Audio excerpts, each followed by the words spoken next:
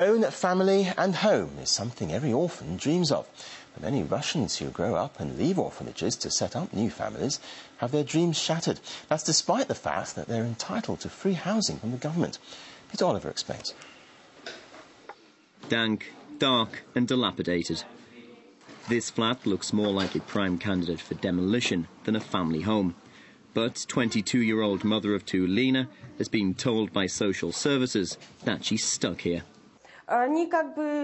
Perhaps they haven't seen this place inside. They keep telling us to repair it somehow and live here. They showed me a paper on how to build a house. I told them that I had no funds. I have no job. I have to take care of kids. And I ended up renting a place. They said it's not our problem. Lena grew up in an orphanage in the city of Tver.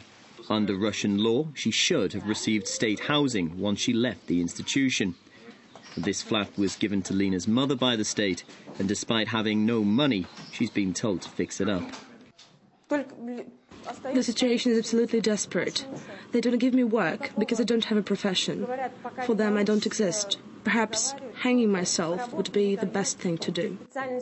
Without even the most basic of amenities, there's no way that Lena and her family can live here. However, here is exactly where the authorities have told her that she should bring up her children. Lena's case isn't unusual. Those who work with orphans in Russia say that it's when they leave the care homes that they need the most help. The problem is orphans are cuter and smaller, when they're little, and everybody loves to help them when they're small with presents and Santa Claus and all that, whereas in actual fact they've got bigger needs when they get bigger, and that's really when we need to be standing beside them. Housing is one of those bigger needs for orphans leaving care. It's also in short supply. We made certain calculations for one region and found out that it would take a child whose number in the queue for housing is 10,000, some 3,500 years to actually get a flat. Currently, only administrative penalties can be imposed on anyone standing in the way of those leaving care getting housing.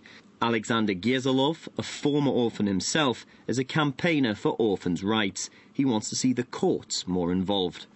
We need to change the law in a way to make sure that someone can be held responsible in court.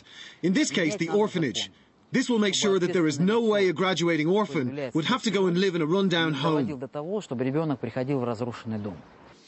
A change in the law might help people in the future, but Lena needs to find a solution right now. I asked them, why other mothers are given homes to raise their children? Why can't I have that?